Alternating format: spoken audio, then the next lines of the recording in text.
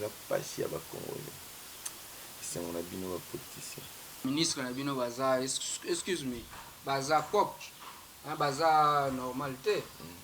Est-ce qu'un Congolais peut aller financer un Rwandais pour commencer la guerre chez eux? Est-ce qu'un Congolais que nous sommes aujourd'hui, tokoki bandeko na ngai ba Congolais, okoki kozwa mosolo na yo ke na Kenya, oyebisa Kenya tout ça la rébellion, nous ne sommes pas ennemis. Avec les Rwandais, tout ça va ennemis. Même ici au Congo, même excusez-moi, même l'ambassadeur Karega, c'est notre ami. Mais on est des amis étant que frères humains. Mais en termes sécuritaires, là on n'est plus amis. On est voisins parce qu'il y a mon voisin à côté. Oui. Mais quand tu commences à affronter ma maison, sur le plan insécurité, tu n'es plus mon ami, tu n'es plus mon voisin. Moi, pour ce qui est des questions de l'Est, je demanderai au gouvernement congolais, au président de la République, Félix Tshisekedi, de procéder comme Poutine, d'acheter des armes, des munitions et de prendre soin des militaires. Parce que nos militaires regardent leur état de santé. Tu peux poser la relation bien ex-camarade, c'est belé kuna yo polika. Ndeko junior, oyebi nalingaka ba mama mingi. Nga naza mwana oyo babokolinga pa ba mama ebele.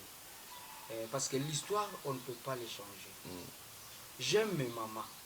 Et souci na ngai Serge Zalaga un jour na mona président de la République femme au Congo. Oui, pourquoi pas. Oui, parce que même en 2023, je veux que ma maman bo postuler ebele to voter bino pe diriger mboko. Donc Soki Mbosso, c'est un président de l'Assemblée nationale, aza mobali. Bon adjoint na ya koza la moi cité. Ndena lobi boye. Kaka biso mibali kaka nde photos za la kana ba poste à likolo. Là, vous ne soutenez pas vos femmes, là, vous ne soutenez pas vos mamans. Peut-être que c'est la dajo et le barake. Moi, c'est à ton amboka. Non. Maman Denise Nyakero à ton amboka. Maman Olive Lemba à ton amboka. Jeannette Kabila, Dada à ton amboka. Nous avons des femmes fortes ici au Congo. L'environnement qu'on a naza. C'est moi cité. Depuis, oui, que certains nabiso, il y a tourisme. Solo, moi-même je suis du FCC. Parce que biso ba kabili c'est ton numéro berer.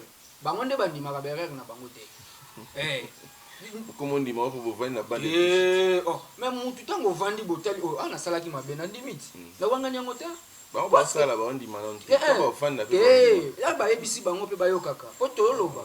Et puis banda ko ebisa biso bazo marcher, to banda ko yoka. Et puis to tika kasi bande ko ba na raison. Vous comprenez papa nangai. Les loyo na tourisme toza na mama F Bazaïba. Hein? Depuis Azawana, nous sentons le secteur touristique comme au na Congo. Au moins parce qu'il y a une femme. Moni maman so bazo sala musala, asala wana bo na bolingo. Ko le kabiso mibali, là on doit les reconnaître nous les hommes. C'est pour ça que je dis que na poste et assemblée nationale comme vice. J'aimerais bien qu'il y ait une femme. Le bâton Ballon d'Or, merci pour cette chaîne. Donc, Bat Télévision, on a s'abonner déjà dès que nous avons cette émission. Donc, on a s'abonner déjà dans Bangouna Bat TV. Bim. Au bazo quand la image est à la mabe. Panzana. Fongwa. Bat TV puissance. Bonjour les amis, vous qui nous suivez depuis BAT Télévision sur YouTube et sur Central Télévision, votre chaîne sur TNT et sur Blue 7. Nous vous remercions encore pour votre fidélité parce que nous avons écouté une fois de plus vos plaintes, vos messages, vos questions pour répondre et trouver des personnes habilitées à résoudre vos énigmes. Aujourd'hui, nous avons encore une fois de plus reçu pour vous M. Serge Ntseka. Lui, il est le secrétaire exécutif adjoint du PRP. Il est chargé des relations extérieures. Mais aujourd'hui, il est revenu pourquoi? Parce qu'il y avait tellement de questions sensibles qui sont revenues pour qu'il puisse répondre que nous voici encore aujourd'hui pour le recevoir. Mais avant tout, je voulais vous signaler que M. Serge Ntseka est à notre deuxième numéro ici dans cette émission. Et c'est un politicien, la population congolaise, malheureusement. Triste réalité, mais il y a un monde tout le monde. Alors, aujourd'hui, nous allons parler de questions très sensibles, des questions liées à l'actualité. Et aujourd'hui, c'est M. Ntseka qui sera notre interlocuteur, qui sera notre feuille blanche, qui pourra nous éclairer, en tout cas, sur toutes les difficultés ou des questions que vous avez posées. Alors, c'est parti pour cette émission. Bonjour, M. Serge. Bonjour, camarade. Vous allez bien, j'espère? Oui, très bien, très bien. De plus en plus, nous vous rencontrons, nous sentons que les faits Musée Laurent Désiré Kabila vous inondent toujours et cette coalition avec Lumumba. Bon, en fait, vous savez, Musée Laurent Désiré Kabila, c'est notre ancien président. Et par son idéologie, je crois beaucoup de Congolais me confondent avec Joseph Kabila Kabang qui disent des fois je suis le frère ou le cousin de Joseph, mais non, moi je suis Mukongo. Je suis Mukongo Mungala, donc voilà. J'aime Musée Laurent Désiré Kabila parce que c'est notre philosophe idéologique en termes de ne jamais trahir les Congos. Et tous les Congolais, vous le savez, et le Kaloba,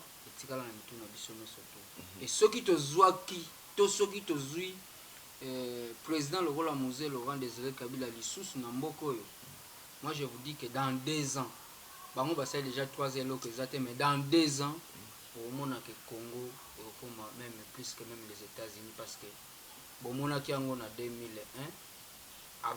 après qu'on ait qui parce que 3 ans il y a Musée Laurent Désiré Kabila, tu sentais que le Congo était plus fort. En tout cas, ils ont souhaité Nabiso, les autres, les leaders, les managers, le musée. Bon, tous un espoir que Bakoya, comme toujours. Mais les lots vraiment, tu bien pour la question, moi connais tout le bien et bandelia très sensible, parce que ça, c'est vrai que c'est une question d'actualité, mais ils ont même Nabiso pe na makambo ebele. Il y a linga qui to bandana nous na likambo ya adhésion ya RDC na EAC, le chef de l'État a signé qui dernièrement. Alors, ils ont une signature ils ont un impact sur la République. Est-ce que c'est avantageux pour nous? Est-ce que tu peux bénéficier de la signature? De Junior, nous avons le Kenya, to East African Community, au biso toke ko adhérer parce que biso toza na Afrique centrale, ok? To longé na Afrique centrale, toke ko adhérer en Afrique de l'Est. C'est-à-dire, tu sais déjà changer, tu quoi adopter culture moussous. Oyo bandeko. Oyo akuna bazana ngo. Pour biso nde toke pa na bango. Alors ko lokepa baninga bakolo balobaka so okene sika ba bina lokolo moko yo pe bina lokolo moko. Bandeko ba congolais boye ba été pour adhérer na East African Communities. Eza eloko moko malamu mingi parce que en Afrique, parmi les pays développés, nous comptons de pays, au moins quelques-uns d'Afrique de l'Est, tels que l'Éthiopie, le Kenya, le Rwanda, malgré le Kampala ou l'Ouganda, vous voyez, donc ce sont des pays un peu développés plus que nous, la République démocratique du Congo. Le loto sangana bango en termes business, trade, auto benga en anglais. Na keneza na institution moko to bengaka Kotu.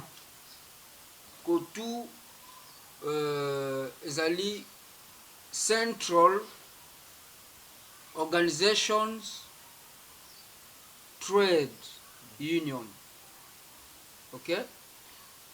Yango nde ezali organisation ndenge moko ato ko benga lokola branche ya Union africaine par exemple. Okay. Vous voyez?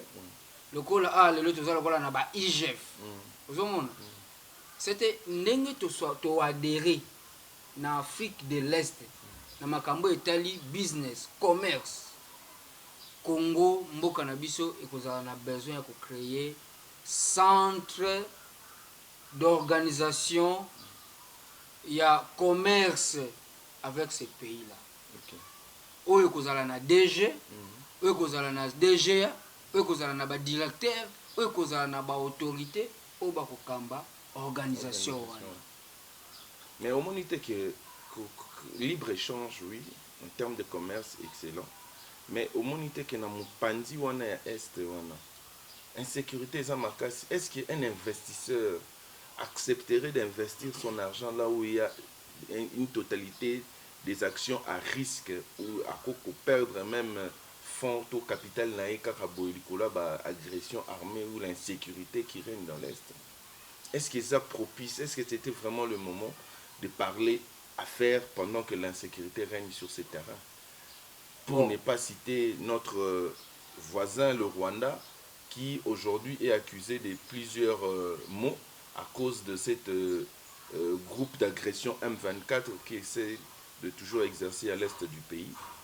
J'ai même cru entendre que Kagame, après cette signature, pendant le sommet, il a même rappelé au président Tshisekedi, Félix, il veut une collaboration constante contre l'insécurité à l'est du pays. Est-ce que vous pensez que nous devions d'abord parler du commerce avant l'insécurité?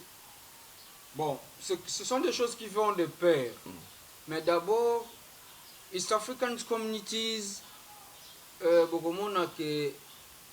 Kenya, Uganda, Rwanda, ils ont beaucoup de guerres à la rapidité. Bango siko bayaka nde awa. Mais bayaka parce que ba député na ba ministre na bino baza excuse me, baza pop, baza normalité. Est-ce qu'un Congolais peut aller financer un Rwandais pour commencer la guerre chez eux? Est-ce qu'un Congolais que nous sommes aujourd'hui, tokoki bande konangai ba Congolais, okoki kozwa mosolo na yo ke na Kenya, oyebisa Kenya tout ça la rébellion? Je vous dis que ça la maté.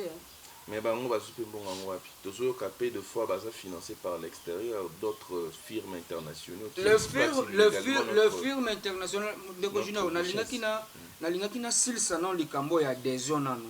Ozoeba ba Congolais faut ba comprendre awa to adhérer na East African Community eza sous l'sécurité. C'est-à-dire yango salaki Kenya et Wadu Koliti. Rwanda et s'est développé rapidement. Le Rwanda s'est développé lorsqu'il a adhéré à l'East African Community. C'est-à-dire, les statut il faut respecter. Qu'est-ce que vous, nous Congolais, nous en avons autre côté qu'on a marché wana? Zando, tout le bana terme na ngana linga kosolola na nenga na biso bakino. Exactement. Zando ya wana biso to bandoke tekaka nini? Or diamant cuivre, est-ce que tout le monde a na misé kuna? Non, c'est-à-dire nous devons valoriser babilo que ça palpable. En parlant de l'insécurité, aucun investisseur ne pourra venir au Congo s'il y a de l'insécurité par exemple. Là, le président Paul Kagame, bon, s'il juge bon d'accompagner l'armée congolaise pour mettre fin à cela. Parce qu'aujourd'hui, tu as adhéré à East African Community, ce sont des pays que j'ai tant visités, avec qui j'ai des amis rwandais, ougandais, machin. Écoutez, nous ne sommes pas ennemis.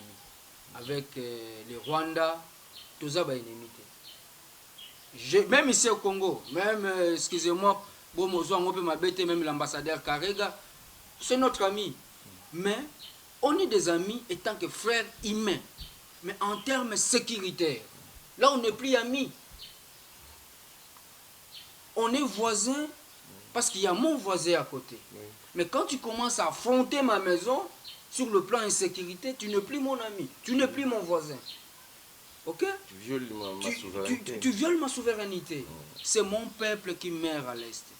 Aujourd'hui, merci beaucoup parce qu'il y a le retrait de M23 au niveau de l'Est du pays. Je crois que les Congolais, les députés, les Parlement, peut-être beaucoup de Ruchurute. Vos avions, beaucoup de Ruchurute, la souffrance de votre peuple congolais qui est à Ruchuru, qui est à Bunagana, qui est à Magui, là où règne toujours les terrorismes, les M23, les machins, les cas de cause, je ne sais pas moi quoi dire. Le président Paul Kagame tient à soutenir l'armée rwandaise. Je ne soutiendrai jamais cela. Pourquoi? Parce que notre armée est forte. Moi, j'ai des amis militaires, je comprends ce qui s'est fait aujourd'hui sur le plan sécuritaire. Notre armée est forte. Mais notre armée manque quelque chose. Seulement. Quoi? L'armée congolaise n'a pas de munitions. Fort. Le Congo n'achète plus les armes. Le lot, bozuba militaire, 1000 militaires botini bango na front, pas que bundisa batu. Mais bateau bazo betande masasi kolekana ya bino.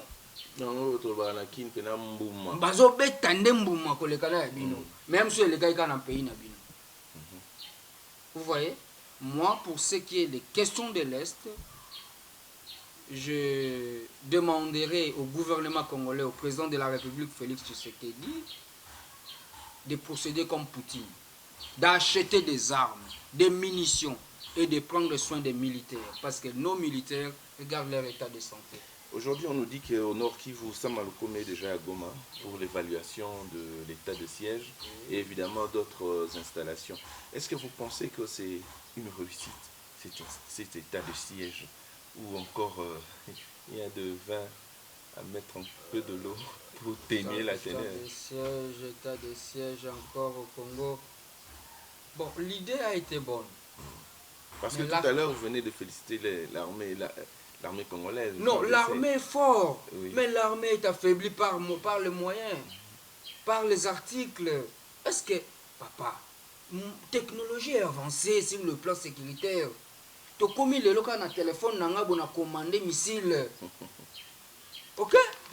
Mais est-ce que c'est ce qui se fait au Congo? Non, notre armée n'a pas de munitions. On n'achète plus. Moi, je vais demander au président Félix, Nababidjo, Nabambongo Zokotako, Bossomande Bavion. Il y a le M16 qui doit... On doit acheter des armes pour notre pays. Il n'y a pas seulement les armes, la santé des militaires, le bien-être des militaires. C'est ça le problème. Mais ils sont bien payés. Non. Mais on a parlé d'un budget catastrophique pour l'état des sièges. Et je crois d'ailleurs que c'est la visite même de son Excellence, Monsieur le Premier, qui est là-bas pour vérifier tout ça. Parce qu'on parle d'une bonne motivation de nos militaires. Un militaire touche 75 000 francs congolais, équivalent à 35,2 $. Chers Congolais. Non, oui, 35,2 $. Mettons même 40 $. 80 000 francs congolais. C'est le salaire qu'on touche ici. Si c'est plus par rapport au grade, c'est 180 000 francs congolais. 90 $. Un par an, un militaire. Fera quoi avec ça? Vraiment, ça me fait mal lorsque je vois mes frères militaires, policiers. C'est révoltant. Hein? C'est révoltant. Le lot lipe mati. Hein? Congo, tout ça, on a lipe à 0,5 $. Imaginable. Parce que militaire, na policier, qui est M23. Article liban en est combien? Pour bananer ba melatine nini? Parce que vous foutez 180 000 francs. Vous foutez 90 000 francs. Alinga kene guerre, papa va bengani biso na classe. Na souci ya bana. Mapa imati biloko imati. Akobeta masasi ndenge nini? D'abord, il faut traiter la morale de ces gens. Parce que ce sont nos parents, ce sont nos frères. Malheureusement, triste sort, nous sommes en train d'évoluer dans cette émission. Alors, nous voulons aussi parler maintenant de l'Assemblée nationale. Monsieur Kaboun a déposé sa lettre de démission. Nous nous demandons aujourd'hui, pour ce poste de vice-président de l'Assemblée nationale, qui est maintenant le profil parfait, selon vous? Bon, selon moi, je ne suis pas de l'Union sacrée. L'Union sacrée connaît ce qu'il fait comme travail. Oui. Moi, je suis du FCC. Je suis kabiliste et je resterai kabiliste. Qu'on m'appelle joséphiste peut-être. Je suis fier d'être kabiliste. C'est mon idéologie. Ce qui se fait à l'Union sacrée avec les postes de M. Jean-Marc Kaboun, bangonde bayebeloko bazosala Kasi, est-ce que mutuna nanga penga pe nazo mituna mutuna ta que congolais parce que Assemblée nationale les a ya ino sacrété. Non. Assemblée nationale eza ba congolais nyonso ko bisonde to vota bino to tinda bino kuna. Motuna nanga eza bo. Est-ce que na IDPS ba allié ezate? IDPS pesa na ba allié. Eza pe ma maman que je félicite parce que j'aime le maman. Henriette Ouamou par exemple. Henriette Ouamou peut akoko comme ta vice-présidente. On y est là pour outaka côté na bino. Ah te. To pour poser la relation bien ex-camarade yango lobi bon. Yeka. Ba c'est belé kuna yo polika. Ndeko junior, oyebi nalingaka ba mama mingi. Ngana za mwana oyo ba bokolinga pa ba mama ebele. Parce que l'histoire on ne peut pas les changer. J'aime mes mamans. Et souci Nangaï Serge Zalaga, un jour, on a président de la République femme au Congo. Oui, pourquoi pas. Oui, parce que même en 2023, je veux que ma maman va postuler et belé, tout voter, bino peut diriger Mboko. Donc, Soki Mbosso, c'est un président de l'Assemblée nationale, Azamobali. Bon, adjoint à la moi cité. Ndena lobby boye. Kaka biso mibali kaka nde photos à la gana ba poste à Nicolo. Là, vous ne soutenez pas vos femmes, là, vous ne soutenez pas vos mamans. Peut-être que c'est là, moi, c'est à ton amboka. Non. Maman Denise Nyakero à ton amboka. Maman Olive Lemba à ton amboka. Jeannette Kabila, Dada à ton amboka. Nous avons des femmes fortes ici au Congo. L'environnement qu'on a naza, c'est moi cité. Depuis, oui, que certains n'abisso, il y a tourisme. Solo, moi-même je suis du FCC. Parce que biso ba kabili c'est ton nimaraberer. Bangonde ba nimaraberer na bangote. Comment on dit moi pour vous vendre la bande. Oh, même mutu tango vandi botel oh ana salaki mabe na limite. Na wanga nyango te. Ba ba sala ba on dit malon. Ba vanda pe. Ya ba ebisi bango pe ba yokaka. Poto loba. Et puis banda ko ebisa biso bazo marcher, to banda ko yoka. Et puis totika kasi bande ko ba na raison. Vous comprenez papa nangai. Les loyo na tourisme toza na mama F Bazaïba. Hein? Depuis Azawana, nous sentons le secteur touristique comme on na Congo. Au moins parce qu'il y a une femme. Moni maman so bazo sala musala, asala wana bo na bolingo. Ko le kabiso mibali, là on doit les reconnaître nous les hommes. C'est pour ça que je dis que na poste et Assemblée nationale comme vice, j'aimerais bien qu'il y ait une femme. Par exemple, le col les a union sacrée. Nakati ya union sacrée. Basipe bazali ya makasi bazali. Na pese exemple parce que ça moi suis dans union sacrée. Nous sommes tous congolais. Tout ça la politique était le col oya badja lelo na ko finga ko tonga non. Ngai na sala la politique na ngana landaka lokolo ya Raila Odinga. Nakalandaka lokolo ya Nyerere. Le Raila Odinga d'ici là deviendra président au Kenya. Là où je vous assure, c'est mon coach. Ok? Aloba kanabi, aloba nanga eloko moka aloba. Uwezi fanya politiki ya asira. Vous ne pouvez pas faire la politique ya kanda. Non, la politique c'est pas un terrain de ya colère. Parce que nous parlons pays, nous parlons un peuple. Quand je regarde les côtés positifs, il y a une union sacrée. Je vais le dire que positif.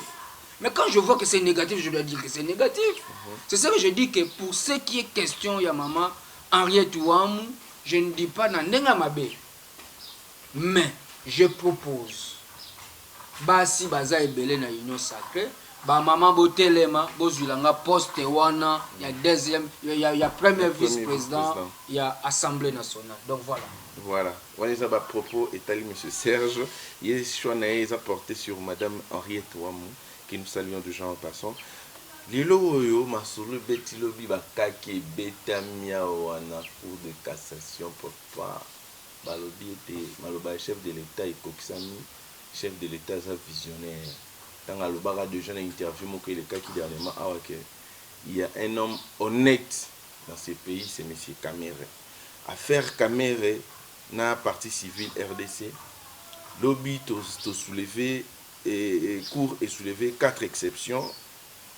Lobby imprécision sur les motivations, mélange des procédures, violation de l'ordonnance de 1979 portant organisation du bureau et la loi portant création des 2 cours d'appel. L'avocat Fataki, signataire du pouvoir, du pourvoir, l'a fait sous la qualité de l'avocat de la cassation. Est-ce que par rapport à Makambo, peut-on dire que la voie à un acquittement déjà est prêt pour M. Kamere? Merci beaucoup, le président Vital Kamere. Je salue en passant. Aza vient à Bisso, il y a PPRD. Batu babanda PPRD. Merci nengo salela to ou accompagner PPRD parce que vous avez une idéologie à PPRD, vous avez une idéologie à bakabiliste. Donc un kabiliste to tika ga été tant vous allez qui n'a pas si biso pe bakabiliste to ki passi. To ki passi mingi ke moko ya biso malgré kenda azala qui n'a pas si. Et c'est on a biso ko zala ba quitter yo. Ozonge la vie politique normalement parce que ozana mutu mingi ya koloba na télévision te toyebi biso no so sekele soki yo pété mbele lelo toza te mbele bango pe baza te.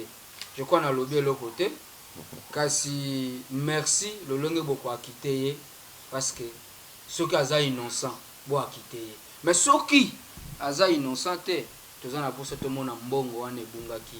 Est-ce que l'état de droit ezala kaka maloba? Parce que vous savez que état de droit. Mbongo yango ya 100 jours eke wapi. Mbongo yango ya 100 jours eza wapi. Misala yango basalaki. Est-ce que bazongisi? Est-ce que bazongisi te? Yo mo pe mutu nanga nazo mitu na papa junior. Mais apparemment acquitté ndeko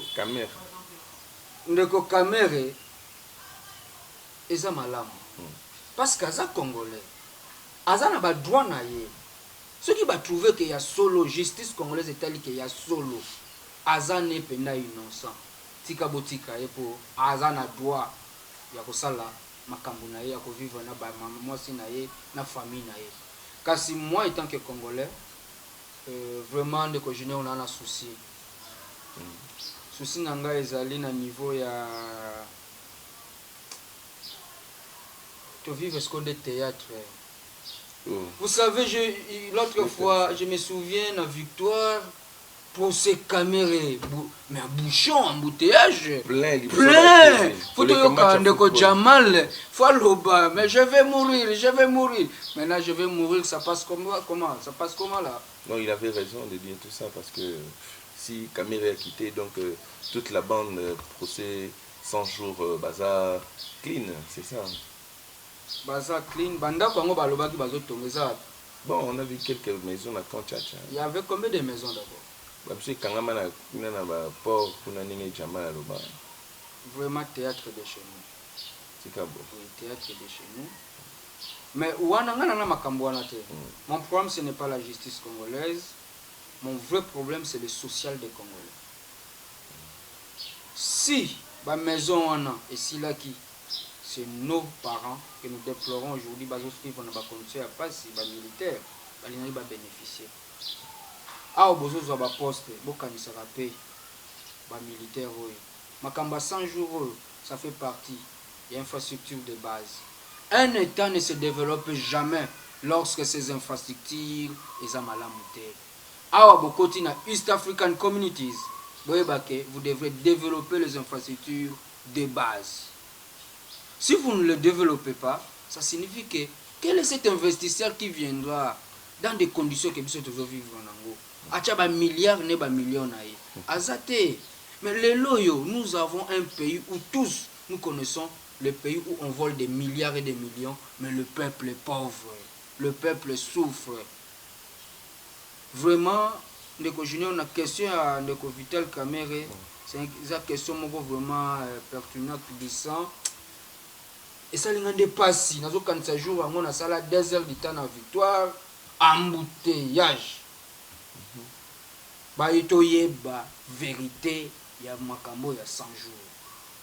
Awa 100 jours, Vital Kamerhe a quitté. Pour n'avoir qu'à quitté, peut-être je suis le prophète, c'est votre futur premier ministre. Ah bon? Alors, boyebake, tous en a besoin, Chile Gelupé, et même à procéder.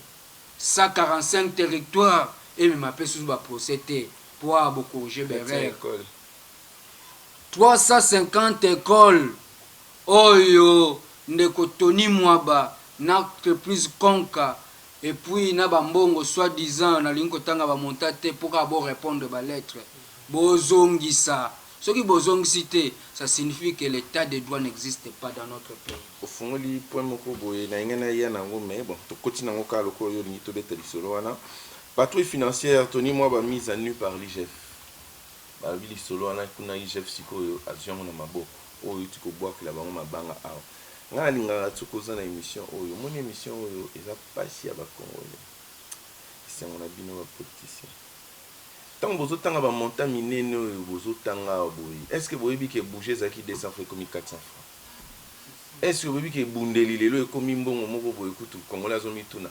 D'ailleurs ba misusu lobi na yoka kango na robenga ngo vulgairement te mais na soi qui ont vraiment na ndenge sengeli parce que balobaki on a nenga ba blague ba Congolais on a basé ko ba likambo na no basiko mais esala nga pasi balobi biso to kanisa likutu loka bango ba lera mingi masangu ekoma kutu moins cher le rambon à papier mouchoir mais tala lelo masangu ekomi sous luxe na ndaka ba Congolais tant bozo tanga ba montant na minene o bato bazoyiba oti ko lo ba tout à l'heure que monsieur Kamerhe mbongo ya 100 jours s'occuper ezongi et ça la bien mais ba mbongo yo basi bakangi bato misusu tobi bazali banda entre autres ba sénateur to tangi kombote bongo ba akizaki na est-ce qu'ils ont occupé la bitina qu'est-ce à l'état ceux qui ont na qu'est-ce à l'état mais pourquoi ba prier biloko ngo ezo mataka kaka pendant que mbongo ezo vimba o IGF lelo patrouille asimbi film ko le Kazakari azo kanga ba miye no azo bela na TV mbongo les ezo na qu'est-ce à l'état pourquoi tous sentir l'IGF fait le travail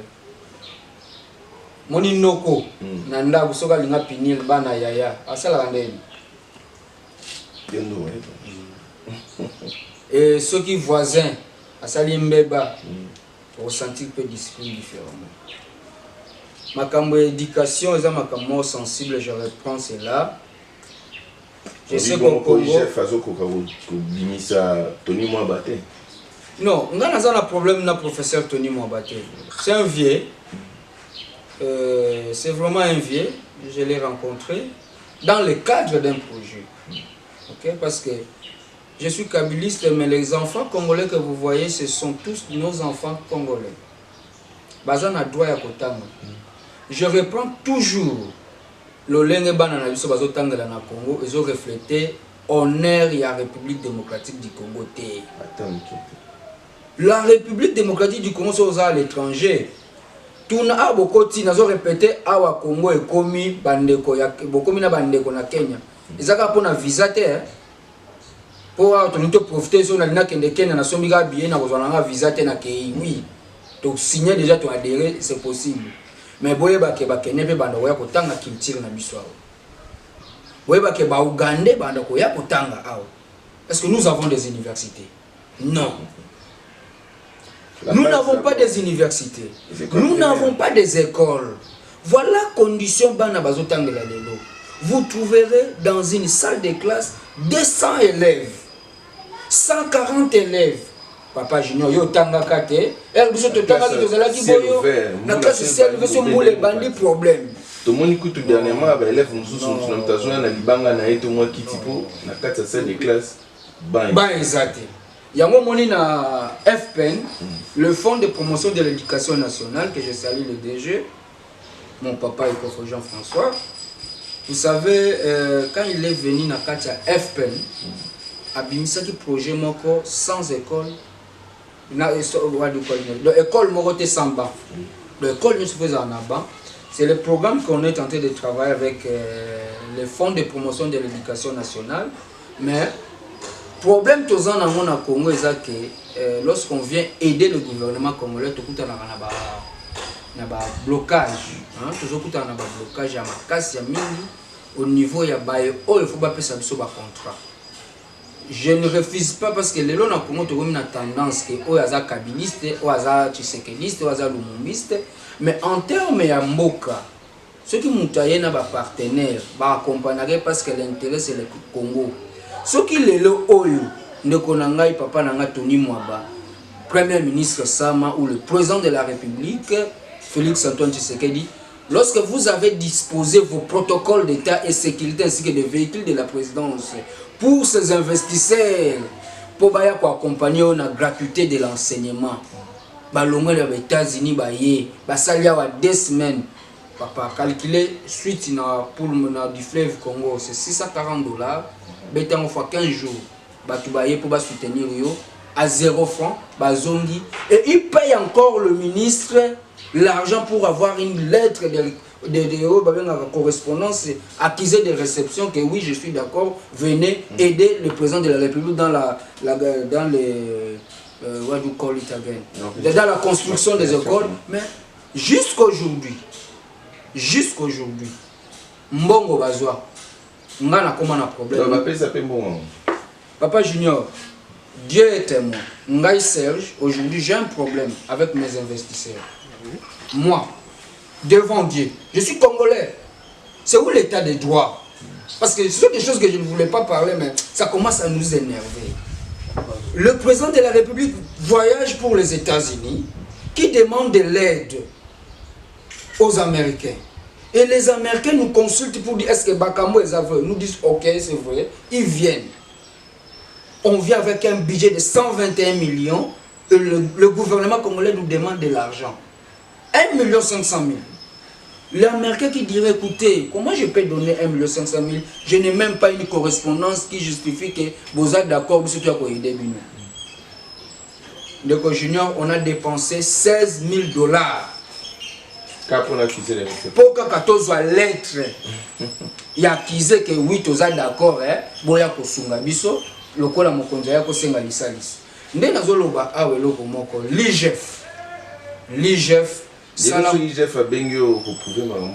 Écoutez, c'est moi qui ai tous les documents ici dans ma maison. Okay. Et le compte c'est à l'IBA. Moi aujourd'hui je ne touche plus mon salaire de Conca, ça c'est la 3e mois.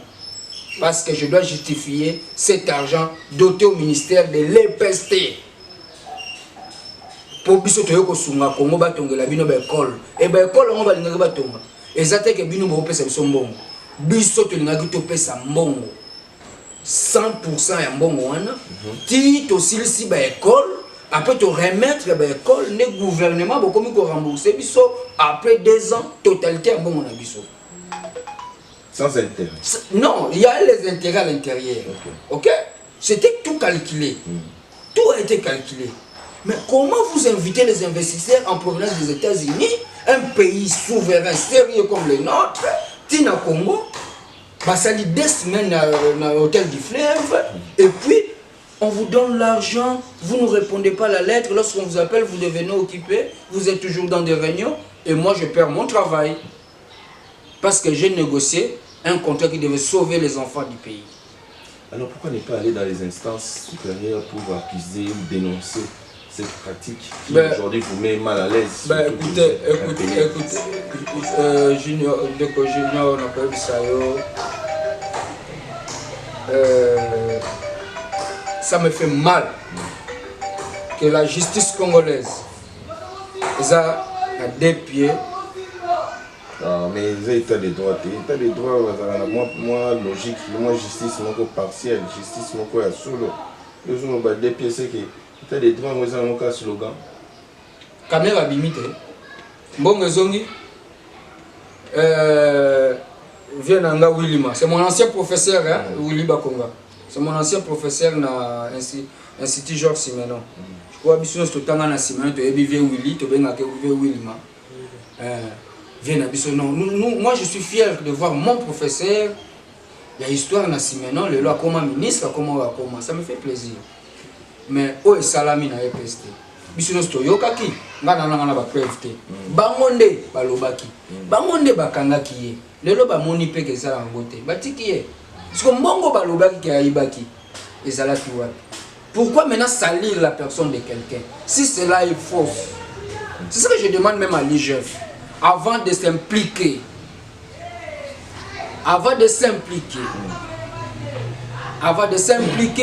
pour arrêter quelqu'un, il faut bien vérifier.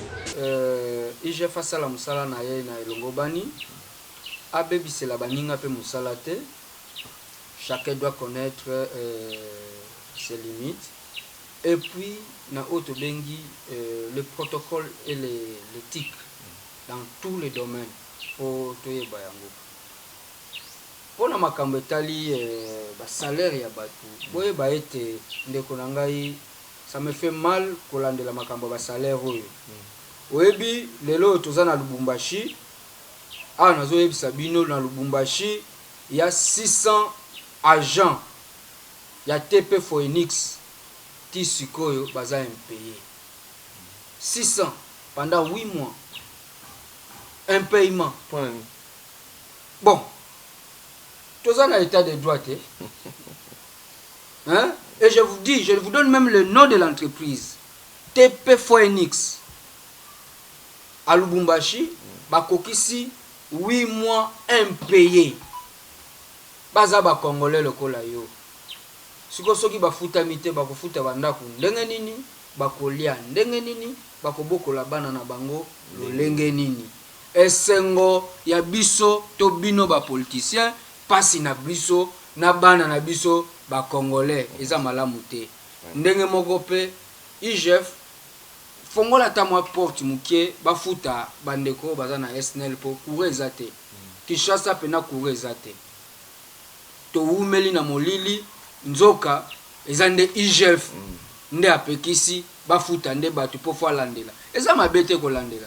Mais est-ce que ce que ça la contrôle au foot battu l'état de droit prôné par Etienne Tshisekedi wa Mulumba Natabiso na FCC, nous avons le respect envers cet homme Tshisekedi wa Mulumba. Parce que lorsqu'on parlera une histoire na biso des années, il y a Mouzé Laurent Désiré Kabila, il y a Etienne Tshisekedi wa Mulumba, il y a Lumumba, il y a Kasavubu.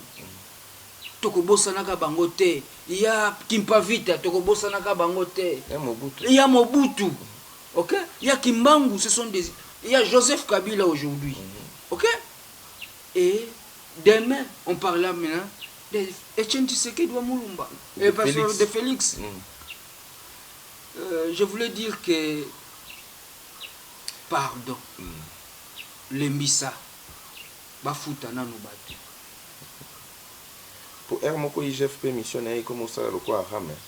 C'est-à-dire que bozo bloqué, mais na soukaton batu ba boy ils ont sambon et comme makam. Mais na lobby est-ce que ramango awa IGF pardon que tu n'as pas ministre ya petentik alinga mbongo ebele hein IGF que ne tu na ministre ya petentik inspecter yo ye bana mbongo rame ke wapi mbongo ya rame ekei wapi. Et slogan, nous sommes dans l'état de droit, respectons celui qui parlait de cet état de droit. N'est jamais trahir le Congo. Le comme slogan, il y a Congolais nyonso. Ce qui est le papa Etienne Tshisekedi doit Mulumba tolobaka état de droit. Hein? Na état de droit, tout le monde a maman papa Etienne Tshisekedi to respecter ye. Et si Kazali to respecter ye, bande konanga ito to saye. Na sengi na bino état de droit ngotomona yango na misu. État de droit to sengi biso nyonso parce que sans la justice mboka pe etambola kitoko te. To komi bongo kokinde déjà na suka émission mais mituna eza moins mingi mais kasi to meka moko kata pona kochite et rapidement tolinga tobeta lisolo ya élection de gouverneur.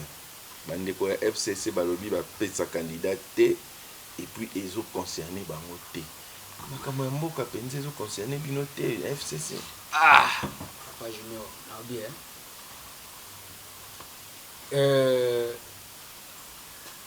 Ngana za na autorité morale ka moko. Autorité morale nanga c'est Joseph Kabila Kabanga. Honorable nangai na parti. Malgré na ndenge ya parti, même si naza mukonzi na ye. Mais c'est notre honorable Jeannette Kabila. OK? Boye ba ete biso na FCC tozana biso partant te na makamba ya élection wana. toboyi na biso botika bango bakende basala élection na bango bino pe bokokoma ba gouverneur bo réfléchir esengo na bino ekoma pasi ya bakongolais te ozokoma gouverneur union sacrée tindi okoma gouverneur konyokola peuple congolais te pour 2023 eza kala te tozotala bino biso toza mabe moni biso oyo toza nde vraiment sali jusqu'à tel niveau que vous ne pouvez pas imaginer mais nde nazomituna mutuna est-ce que mutu aza mabe peuple akosenga zonga lelo oyo vous partez partout, vous allez voir les jeunes, les femmes réclament le retour de Joseph Kabila Kabange. Malgré que na yebelie n'indimite que ya Ozonga, mais le peuple réclame. Vous voyez pourquoi le peuple réclame Joseph Kabila? C'est parce que le lot libre est commis 1000 francs. C'est parce que le lot carburant est zaté. Vous voyez? C'est parce que transport est commis passe. C'est parce que vie sociale, ça qui a ses moules est commis 60 000 francs, 30 $. Tu commis qu'on a un poisson et tu vois que tu as coupé ça bambois. Ça vraiment passe. Tu as en mesure, yako sala yako sala nina minenete mais te combattre régal. Or régal n'a pas la biloko. Vivons dans un pays comme disait Mouzé Laurent Désiré Kabila, un État souverain, développé pour tout Congolais. Vivons dans une République démocratique du Congo, il y a 100 haine tribale. Aujourd'hui, tu comment vivre haine, tina ba famille, tina mabala. Vous comprenez? Il y a za muluba, il y a za Congo, il y a za Swahili, bokobala nate. Biloko ane zongi awal susu ndenge nini. Exactement, on a bisoté. Fallait pas bobo mare, bobundi ça régale parce que régale à bandako sunga biso en termes économiques, en termes alimentation. Et pour chiter, nazo senga toujours na numéro 1 wazo kamba biso nyonso tout. Boye ba ete papa mboka zo beba. Al-Bashir ndeko junior nazo rappeler congolais nyonso et puis ba autorité o bazo diriger biso. Al-Bashir akima Khartoum bakangaye pona lipa. Attention, attention, nazo mettre en garde bandeko nanga ba papa nanga bino bozo diriger biso et sika bozo mema mboko yo bolingi président Félix Té. Joseph Kabila disait nazangi 15 personnes. Mais le lot président Félix azozanga kaka batumi balé na bolingo tozomona. Nous voyons, il a cet amour, cette compassion à diriger à Mboka, mais il n'a pas de gens. Malheureusement, il n'a pas les gens. Tout est illustré, moi, exemple, il y a pas si il y a pétrole, il y a carburant. Les lots pétroliers ont annoncé que pour parler au gouvernement, pour balingi matisser sous carburant. Est-ce que pénurie ou toujours vivre à Olu? Qui est derrière cette situation? Est-ce que c'est le gouvernement ou c'est firme la pétrolier? Pour la makamba pétrole, botuna vie bidimbo, botuna excellence bidimbo. Yenda ebi secret na pourquoi tu combines les conditions yo. Et on a dit Sabino, le peuple réclame toujours le retour de Joseph Kabila Kabange malgré na ebi il vient ngai excellence sénateur à vie. Même si on attend la politique, il était pour faire s'occuper de la famille, faire ça mais le peuple le réclame.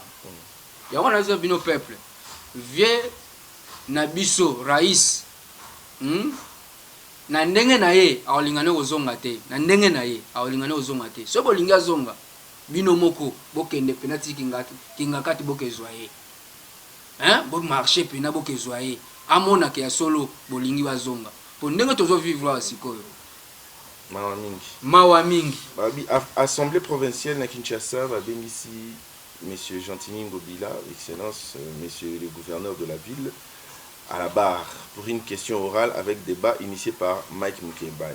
Selon Mike Mukebai, Azoa Kizé numéro 1 de la ville, d'avoir nommé les commissaires généraux portant le nombre de l'exécutif provincial à 18 alors que la constitution est aussi à 10. Dès Mike Mukebai a dit il faut aller à la barre. Comment on peut interpréter nuance sur la Bon, boye ba ete Gentini Ngobila auti na FCC. na FCC. Lelo biso tobenga bango badissident bato batikali bakoye na pouvoir oyo azosibir kuna. Joseph Kabila disait je manquais 15 personnes. Le président Félix Tshisekedi papa et Anthony Azo Zanga 2 personnes selon moi. Bino moko bomona makambo yosala na ville de Kinshasa 0 trou tala mabulu bokendaka kapela kolia ngulu nzela wana nyonso mai. Le Congo est où? Le Congo, notre pays, le pays de Lumumba, les Awabi. Le Congo, notre pays, le pays de Laurent Désiré Kabila, et Komi Wapi. Yango nazo tuna mutuna. Est-ce que bozo mona te nyonso ezo salama? Peuple congolais. Est-ce que bozo mona te passion yo tozo vivre lelo? Le député, est-ce que bozo mona te la souffrance de vos femmes, de vos enfants congolais, congolaises? Cher président de la République, est-ce que ozo mona te que situation toza nango lelo tozo risquer to koma na Burkina Faso na mboko yo? Chers Congolais et Congolaises, ce n'est pas le moment de faire tout ce que nous fabriquons. Pour ce qui est des élections, organisons les élections en paix. Et j'insiste du jour en jour, nous connaissons ce que vous ne connaissez pas. Vous devez donner la chance au pays, à la République démocratique du Congo, d'aider l'Afrique à se développer. Et pour que cela arrive, nous devons atteindre au moins 2 anciens présidents vivants. Je l'insiste chaque jour. Donc, organisons des élections en paix, qu'il y ait un successeur. Pour moi, là, je demanderai aux femmes, bah, maman, vous se mobiliser. C'est votre tour maintenant de nous diriger. Pour bah, papa, bah, la kisi, bozoba na bango. Bah, papa, ya Congo, bah, la kisi, bo tutu. Na ba limite. Et puis, bah, exposer Congo, na niveau moko trop bas. Il y a ces makas. Notre passeport. J'ignore notre passeport, il y a la valeur. Le passeport congolais a la valeur. Quand bébé a kolobezali kasi, nazo senga na bino. O bolandinga lelo. Est-ce que bozo monate que situation toza nango za passe? Est-ce que le gouvernement congolais, il n'y a pas un autre premier ministre dans ce pays? C'est seulement ce gouvernement de Warriors. Le gouvernement de Warriors finira par renvoyer d'autres à traverser le fleuve Congo. Si vous continuez avec cette alliance. Merci beaucoup, M. Serge Nseka. En tout cas, c'était un plaisir pour Nabiso Pene de recevoir une émission au Lissoussou. Et surtout que tu as un solo parce que vous pouvez savoir la révélation ou surtout ils ont engagé par rapport à la connaissance sur le terrain.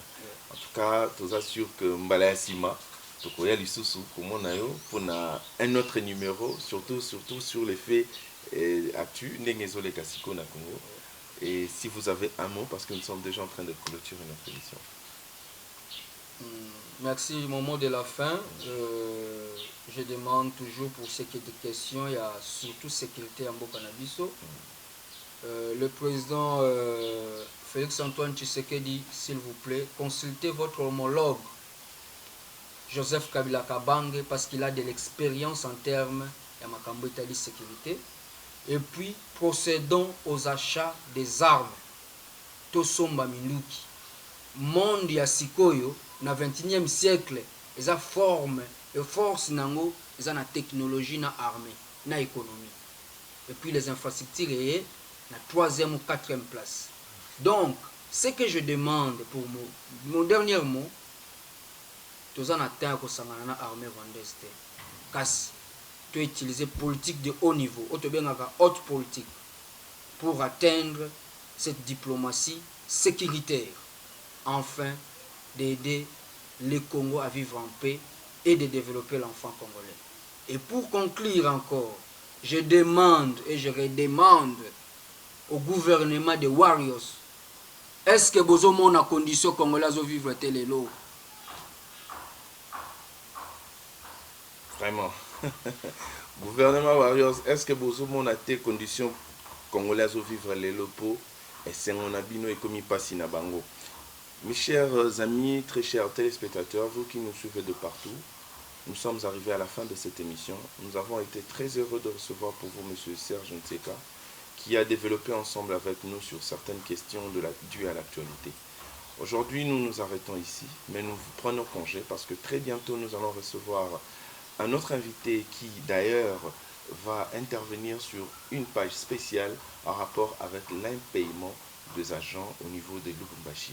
Et nous savons aussi qu'au Congo, ce qui pourra nous aider à bien fonctionner, c'est ces paiements réguliers d'un salaire décent qui pourrait permettre à un travailleur de ramener quelque chose afin que le panier ménagère soit bien conçu pour aider nos enfants à bien croître et surtout à bien étudier parce que le ventre affamé n'a point d'oreille. Mettez vraiment beaucoup de dynamisme, surtout vous qui nous avez promis votre social, vous qui avez promis à ce que la population se retrouve pendant votre mandat, faites en sorte que la population le sente car bientôt nous sommes arrivés à la fin de ce premier mandat. Nous pourrons vous accorder ce deuxième mandat seulement si nous, la population congolaise, nous sommes aussi en mesure de manger et de rire comme vous le faites aujourd'hui. Nous vous remercions beaucoup, vous qui nous avez suivis de partout, de New York, de Dallas, de Congo-Brazzaville, de Luanda, à Bukangalonzo et aussi partout en République démocratique du Congo. Nous vous remercions beaucoup et nous disons encore une fois de plus, merci à vous, Patrick Kitoko, pour votre expertise, pour votre technologie de haute pointe. En tout cas, nous vous remercions pour votre participation et aussi au directeur de production et des programmes, M. Eti Kapena. Merci beaucoup à BAT Télévision et aussi à Mme Chris Monsenepo, la directrice patronne de Centrale Télévision. Quant à moi, je vous dis au revoir et nous nous retrouverons très prochainement. Merci beaucoup. Okay. Merci beaucoup. Ok. C'est bien. Merci beaucoup. Ok. Cool. El Baton Ballon d'Or, merci pour cette chaîne. Donc BAT Télévision, on a s'abonner déjà dès que nous avons une émission. Donc on a s'abonner déjà donc. Bangouna BAT TV. Bim. Au bazo quand la image est à la mabe. Panzana. Fongwama. BAT TV puissance.